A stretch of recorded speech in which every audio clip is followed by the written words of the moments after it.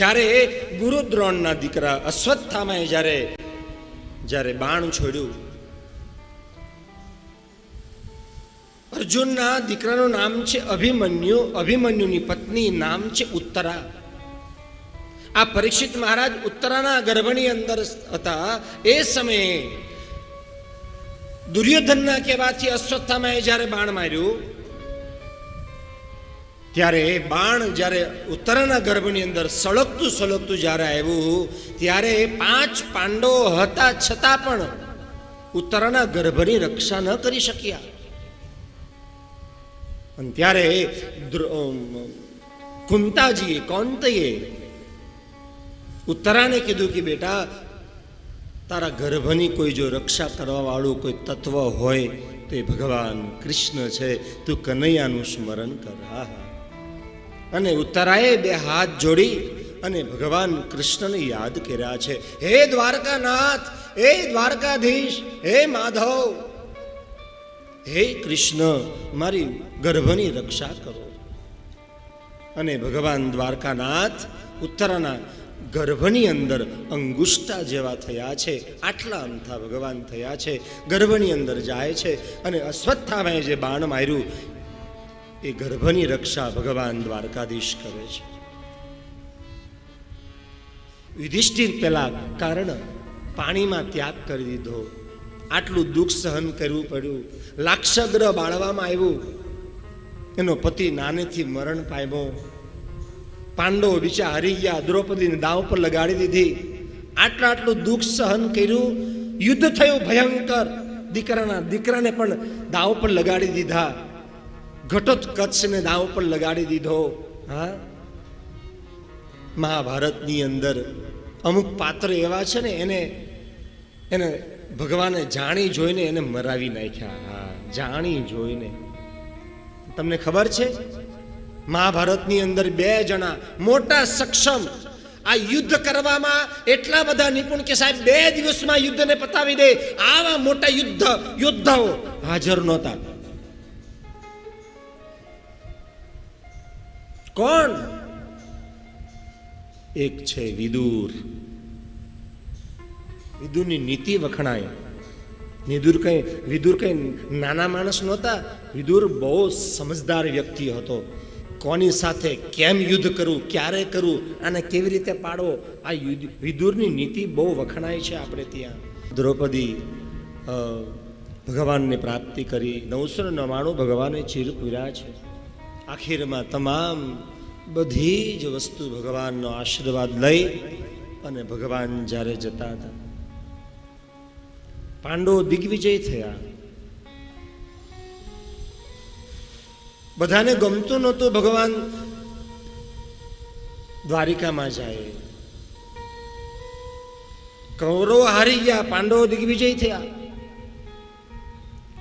પણ 24 કલાક ભગવાનનો જેને સાથ મળ્યો એ આ 5 પાંડવ, કુંતા, પાંચાલી, દ્રૌપદી, આ ઉત્તરા ભગવાનને કેમ ભૂલી શકે? હે પ્રભુ, તમે છોડીને વ્યા જાઓ છો, અમારી ઘરે આટલા વર્ષો, આટલા મહિનાથી તમે રહ્યા છો, હવે તમે અમને છોડીને વયા જાઓ છો. હે પ્રભુ, હે નાથ, અમને ગમશે નહીં. તમે વ્યા જશો તો અમારું ઘર સૂનું લાગશે, અમને નહીં ગમે. પ્રભુ, તમે નહીં જાઓ. પણ ભગવાન કહે છે મારે જવું જરૂરી છે, મારે દ્વારકામાં થોડીક વ્યવસ્થા કરવી છે. આખીરમાં છેલ્લે બધાના આંખમાંથી આંસુ ભગવાનને વળાવવા માટે જાય. રથ તૈયાર કર્યો, રથામાં બેસીને ભગવાન જ્યાં જાય.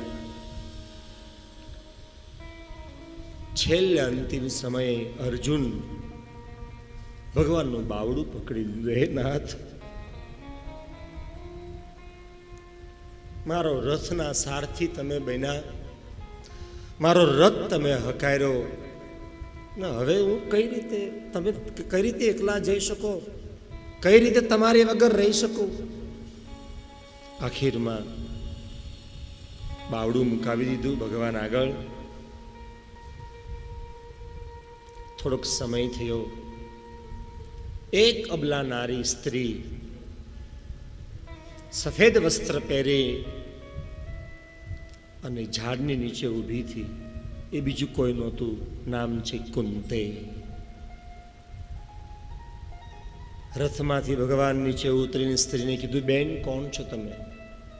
જ્યાં મોઢું આપ્યું ત્યાં જોયું તો ફુઈબા. ઓ ફુઈબા, તમે અહીંયા? એટલા માટે જ ફુઈબા તમને જોતો હતો. હસ્તિનાપુરમાં હું ક્યારનો 2 કલાકથી જોતો હતો કે મને પ્રેમ કરનારો અદ્ભુત પાત્ર, મને બહુ પ્રેમ કરનારું પાત્ર મને આજે વળાવવા માટે કેમ નથી? હું ક્યારનો વિચાર કરતો હતો ફુઈબા, પણ આજે તમે મને મળી ગયા છો. જ્યાં આવું કીધું ત્યાં તો કુંતેના આંખમાંથી બોર આહુડા પાડીને કુંતે રડતી હતી. કૃષ્ણ કહે છે, ફુઈબા તમે રડો છો કેમ? કુંતે કહે છે, કૃષ્ણ તમે મારા પરિવારની લાજ રાખી, મારા દીકરાની લાજ રાખી, તમે મારી લાજ રાખી, મારા દીકરાની વહુની તમે લાજ રાખી, મને આટલું સામ્રાજ્ય તમે મને આપ્યું, પણ હે ભગવાન, હે પ્રભુ, મને હવે આપો તો કાયમ માટે દુઃખ આપો, સુખ નથી જોઈતું. આખીરમાં કુંતા કહે છે, પ્રભુ એક વસ્તુ મારે માગવી. બોલે, શું? થોડા દિવસ માટે આવો ને પાછા. નહીં જાઓ પ્રભુ, થોડા દિવસ માટે આવો. કૃષ્ણએ કીધું કે હા સારું. રાજી થયા અને અડધો કલાકમાં પેલો રથ વિયો ગયો હતો ને પાછો રથ આવ્યો ને હસ્તિનાપુરમાં, એટલે આ લોકો પાંડવો ખુશ થઈ ગયા. ઓહો હો હો, ભગવાન પાછા આવ્યા, નાચવા લાગ્યા, કૂદવા લાગ્યા. અર્જુનને કીધું બધાને કે જોયું, આ મારો પરમ મિત્ર છે એટલા માટે આવ્યો. ભગવાન કહે કે હોશિયારી નહીં મારતો, તારા લીધે આવ્યો જ નથી હું. ઉત્તરા કહે કે તો પ્રભુ તમે મારા લીધે આવ્યો છો. ભગવાન કહે, ઉત્તરા તારા લીધે પણ નથી આવ્યો. એટલે દ્રૌપદી કૂદવા લાગી. દ્રૌપદીએ કીધું કે તો મારો ભાઈ છે ને એટલા માટે મારા લીધે, મારી બેન એમ કરીને ભગવાને વિચાર કર્યો હશે, એટલે ભગવાન મારા લીધે આવ્યા છે. કનૈયાએ કીધું, દ્રૌપદી તારા લીધે પણ નથી આવ્યો. તો પછી કુંતાએ કીધું, કુંતે પ્રભુ હું તમને લઈ આવીને તમે મારા લીધે આવ્યા છો. કૃષ્ણએ કીધું, હું તમારા લીધે પણ નથી આવ્યો ફીબા. તો બોલે, કોના લીધે તમે આવ્યા છો? કે બોલે, હું આવ્યો છો ભીષ્મ પિતામહના લીધે. આહા, બાણની શૈયા ઉપર ભીષ્મ પિતામહ સૂતા છે, આખા શરીરમાં બાણ વાગ્યા છે, અને એ ગંગા પુત્ર ભીષ્મ, આહા, જે બાપના સુખના લીધે ભીષ્મ પિતામહે આખી જિંદગી કુંવારા રહ્યા, લગ્ન ન કર્યા. કોના લીધે? એના પિતાશ્રીના સુખના લીધે. સત્યવતી સાથે લગ્ન થયા હતા ને, પણ નિયમ હતો, તમે તો દીકરા છો, તમે તો યુવરાજ થશો, રાજા થશો, પણ તમારા બાપ મારી દીકરીને પ્રેમ કરે છે, સત્યવતીને તમે લઈ જાઓ, એને દીકરા થાય તો પછી એને કોણ રાજા બનાવે? એટલે સત્યવતીને હું નહીં આપું એમ એના બાપે ભીષ્મ પિતામહને કીધું. ત્યારે ભીષ્મ પિતામહે 2 હાથ આકાશ તરફ લઈ અને બ્રહ્માંડની અંદર પ્રતિજ્ઞા લીધી કે સાંભળો બ્રહ્માંડના વાસીઓ, આખી જિંદગી હું કુરુ રાજ્યની રક્ષા કરીશ, હસ્તિનાપુરની રક્ષા કરીશ, પણ આજથી કોઈ દિવસ લગ્ન નહીં કરું, કુંવારો રહીશ. આ અખંડ પ્રતિજ્ઞા ભીષ્મ પિતામહની હતી. સાહેબ, ભીષ્મ પિતામહનું જીવન તમે જુઓ, આખી જિંદગી હસ્તિનાપુરની સેવા કરવા માટે લગાડી દીધી. નાનો હતો ત્યારે એના બાપની સેવા કરી, મોટો થયો ત્યારે હસ્તિનાપુરની સેવા કરી, પછી તેના દીકરાના દીકરા બધા થયા એની સેવા કરી, એના દીકરા થયા એની સેવા કરી ભીષ્મ પિતામહે.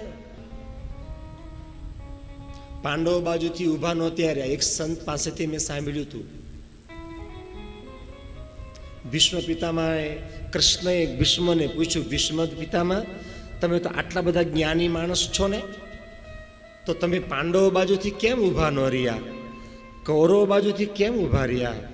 ત્યારે ભીષ્મ પિતામહે બહુ સુંદર જવાબ આપ્યો. મેરે ભાઈ બહેન, ભીષ્મએ કૃષ્ણને કીધું, કનૈયા હું કૌરવ બાજુથી એટલા માટે ઊભો રહ્યો, પાંડવો બાજુથી એટલા માટે ન ઊભો રહ્યો. જો પાંડવો બાજુથી ઊભો રહેત ને તો હે કૃષ્ણ, તારું દર્શન મને સામે ન થાત. અને પાંડવો બાજુથી કૌરવ બાજુથી એટલા માટે ઉભા રહ્યો કે રોજ સવારે સૂર્ય ઉદય થાય, મારા રથ ઉપર બેસું ત્યારે હે માધવ, હે કેશવ, તારું દર્શન તો મને થાય. બસ દર્શન માત્ર માટે હું કૌરવ બાજુથી ઉભો રહ્યો, માત્ર દર્શન માટે.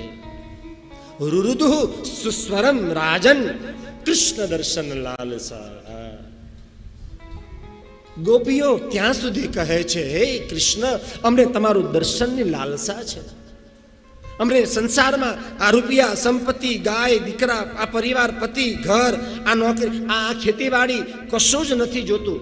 અમને હે માધવ તમારું દર્શન જોઈએ છે.